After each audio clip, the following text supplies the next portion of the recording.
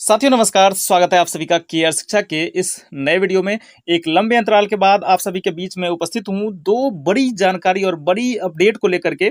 जो तमाम 4 लाख नियोजित शिक्षक हैं उनके साथ साथ जो भी सरकारी कर्मी हैं उन सभी पर यह न्यूज जरूर इफेक्ट करेगा। तो सबसे पहला यहाँ पर आप देख सकते हैं, नियोजित शिक्षकों का वेतन 12,000 प्रति माह तक बढ़ा। जी हाँ साथियों, ये मैक्सिमम है 12,000 तक। उसी तरह से बिना राज्यकर्मी, जी हाँ साथियों, राज्यकर्मी का दर्जा अगर सरकार नहीं भी देती है तो भी 15,000 प्रति माह तक वेतन जो है तमाम जो नियोजित शिक्षक हैं उन सभी का बढ़ने वाला है। जी हाँ साथियों, ये क्या खबर है और कैसे बढ़ेगा वेतन और कैसे 1200 तक आपका वेतन बढ़ जाएगा, इन सभी चीजों को देखने के लिए वीडियो में लास्ट तक जरूर बने रहें। साथ ही साथ अगर आप हमारे चैनल के पर नए हैं तो चैनल को सब्सक्राइब और वीडियो को लाइक जरूर करें। आइए हम लोग इस वीडियो में आगे बढ़ते हैं। यहां देख सकते हैं, ब्रेकिंग न्यूज अभी का चल रहा है कि केंद्रीय कर्मचारियों के डीए में 4% की वृद्धि, मंत्रालय ने जारी किया आदेश और अक्टूबर से मिलेगा लाभ, बढ़ेगा वेतन। जी हां, कहा जा रहा है कि अक्टूबर माह से आप लोगों को लाभ देना स्टार्ट कर दिया जाएगा। हालांकि आपको बताते चले कि जब भी डीए लागू होता है तो यह जुलाई और जनवरी, अगर अक्टूबर से आपको आपके सैलरी में आना शुरू हो जाएगा, लेकिन इसका जो बेनिफिट है वो आपको 1 जुलाई से ही जोड़ करके यानी 3 महीने का एरियर के तौर पर आपको मिलेगा। दूसरी बात हम लोग यहाँ पर देख लेते हैं सबसे पहले कि कैसे 1200 रुपये तक आपका जो है वेतन बढ़ेगा। तो तमाम जो नियोजित शिक्षक हैं उन सभी का वेतन अभी आप अगर एक नियोजित शिक्षक हैं तो आपको पता होगा कि कम से कम 15,000 तो जरूर है। तो 15,000 का अगर 4% निकालिएगा तो 600 रुपये बनता है, यानी 600 रुपये कम से कम बढ़ेगा। साथ ही साथ जो हाईएस्ट वेतन है वो लगभग 30,000 के आसपास है, यानी 30,000 का अगर 4% निकालते हैं तो 30,000 का 4% निकालते हैं तो यह 1200 रुपया हो जाता है। जी हाँ साथियों, तो इस तरह से आपने समझ लिया कि आपका जो है 600 से लेकर के 1200 तक जो तमाम नियोजित शिक्षक हैं उन सभी का वेतन बढ़ जाएगा।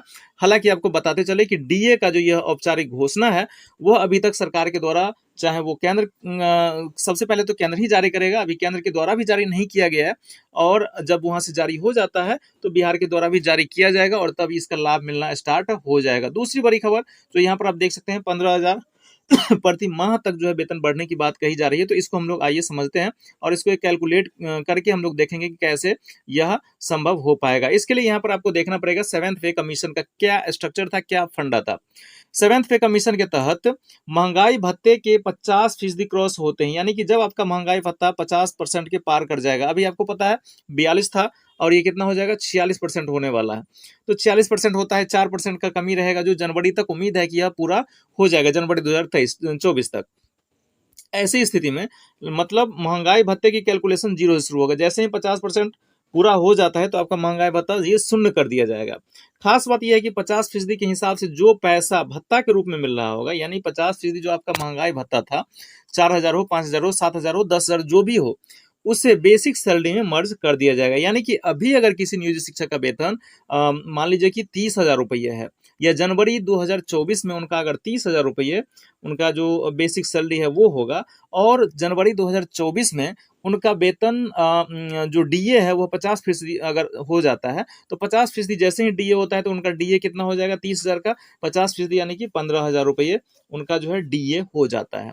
तो यही डीए जो है साथियों वह इनके बेसिक सैलरी में मर्ज कर दिया जाएगा, जिसके अनुसार 15,000 पर मंथ तो उनका सिर्फ और सिर्फ बेसिक सैलरी बढ़ जाएगा। और इस पर अगर सभी चीज़ों को जोड़िएगा जो महंगाई भत्ता के तो तभी जीरो ही रहेगा। इसके अलावा आप उसमें हाउस रेंट जोड़िएगा तो ज़्यादा ही हो जाएगा। लेकिन अगर कुछ भी नहीं बढ़ता है तो भी 15,000 तक नियोजित शिक्षकों का वेतन बढ़ जाएगा।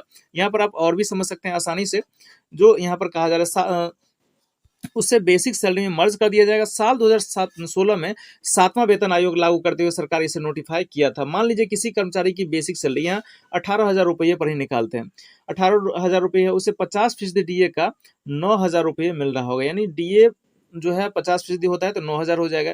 ऐसे में डीए शून्य होने पर इसे बेसिक सैलरी में जोड़ा जाएगा, यानी भत्ते के 9,000 रुपये को कर्मचारी की बेसिक सैलरी जोड़कर बेसिक बढ़ा दी जाएगी, यानी 18,000 और 9,000 27,000 इनका सैलरी हो जाएगा। उसी तरह से नियोजित शिक्षकों का भी अगर कुछ नहीं होता है, राजकर्मी का दर्जा दे दिया तब तो कोई बात नहीं, अगर नहीं मिलता है तो जनवरी तक उनका बेसिक सैलरी ही 15,000 उसमें जुड़ जाएगा। बेसिक सैलरी ही 30,000 की जगह 45,000 हो जाएगा। और